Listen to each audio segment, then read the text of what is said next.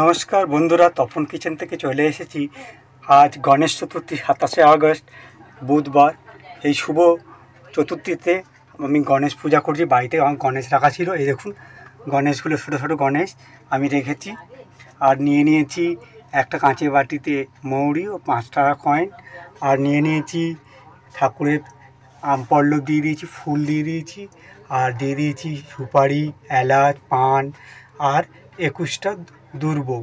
আর ফল নিয়েছি 2-3 রকমের ফল, মিছরি, নকুলদানা, কাজু কিশমিশ, বাতাসা দিয়ে দিয়েছি। আর বাবার খুব প্রিয় লাড্ডু দিয়ে দিয়েছি, প্রদীপ জ্বেলে দিয়েছি এবং ধূপকাঠি জ্বেলে দিয়েছি। চলুন আরতি করে নিই। ওম জয় জগদীশ গণেশায় নমঃ। ওম গণেশায় নমঃ। গণপতি বাপ্পা মোরিয়া। এবারে একটু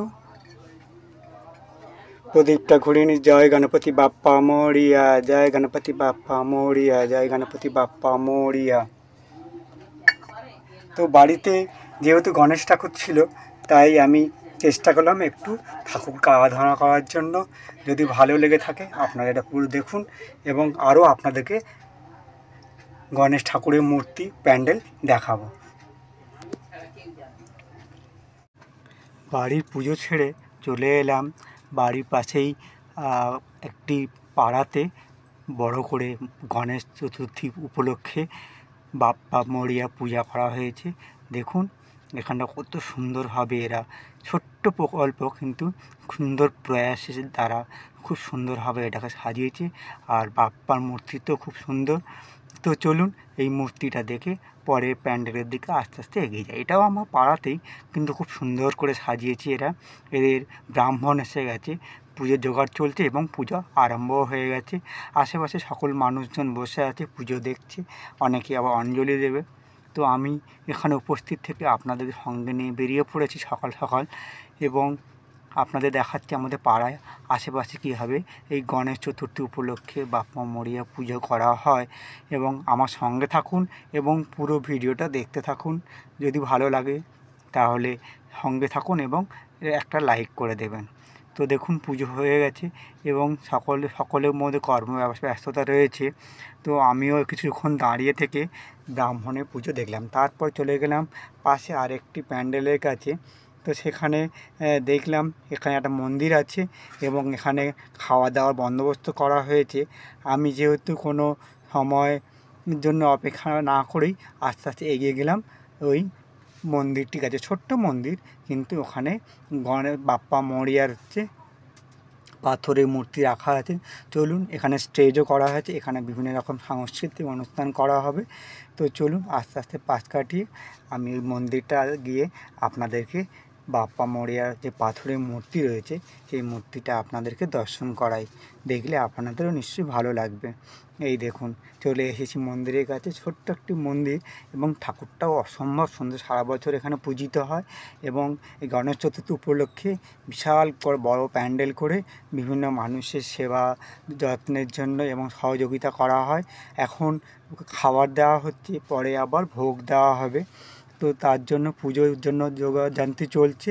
সব মানুষ এখানে উপস্থিত রয়েছে, বিভিন্ন ফলের বাজার করে রয়েছে। এখনও পুজো হয়নি, আস্তে আস্তে পুজো হবে। তো চলুন এই দেখুন অ্যাড্রেস যোধপুর পার্কে কাছেই, পাশেই চলে যাই আর একটা প্যান্ডেলের দিকে। এটাও যোধপুর পার্কে, এটা যোধপুর পার্ক গার্লসের পাশেই রাস্তার মাঝখানে বিভিন্ন বড় করে একটা প্যান্ডেল করা হয়েছে। এটা স্টেজ, এখানে বিভিন্ন রকম সাংস্কৃতিক অনুষ্ঠান ও বিভিন্ন রকম সদস্যগণ এখানে আসীন হন। এবং চলুন আস্তে আস্তে মন্দিরের কাছে চলে যাই। এই দেখুন প্যান্ডেলটা খুব সুন্দর করেছে, সুন্দরভাবে সাজিয়েছে এবং ঠাকুরটাও অপূর্ব সুন্দর হয়েছে, ভীষণ ভালো লাগছে। এবং একজন ওখানে পুষ্পাঞ্জলি দিচ্ছিল এবং বিভিন্ন আরতি ফারতি করছিল। তাই আবার আপনাদেরকে ভালো করে ঠাকুরের দর্শনটা করিয়ে নিই। এই দেখুন কত সুন্দর ঠাকুর হয়েছে গণপতি বাপ্পা মোরিয়া। আমাদের কলকাতায় তখন এত ভালো পুজো হতো না, কিন্তু যত দিন যাচ্ছে আস্তে আস্তে কলকাতা গণেশের পুজো, গণেশ চতুর্থী উপলক্ষে বাপ্পা মোরিয়া পুজো দিন দিন বেড়েই চলেছে। এবং আমরা বাঙালিরা এবং এই পুজো দর্শন করতে ভীষণ ভালোবাসি, তাই আমরা আপনাদেরকে সঙ্গে নিয়ে বেরিয়ে পড়েছি এই গণেশ চতুর্থী ঠাকুর দেখার জন্য। চলে এসেছি আরেকটি প্যান্ডেলের কাছে, খুব সকালে তা যেহেতু এখানে পুজো হয়ে গেছে, এবারে আমি এই আপনাদের এই প্যান্ডেলটা দেখাই। এটা আমার শেষ ঠাকুর দর্শন। আপনারাও সঙ্গে থাকুন, দেখুন। যদি ভালো লাগে একটা লাইক করে দেবেন। ভালো থাকবেন, সুস্থ থাকবেন। আবার দেখা হবে অন্য কোনো ব্লগ বা রেসিপিতে। এই ভিডিও যদি ব্লগ হচ্ছে 2025 সালে একটি সুন্দর ব্লগ আপনাদের জন্য আমি পরিবেশন করলাম। ভালো থাকবেন, সুস্থ থাকবেন। দেখা হবে অন্য কোনো নতুন ধরনের ব্লগ নিয়ে আপনাদের সামনে উপস্থিত হব। ধন্যবাদ।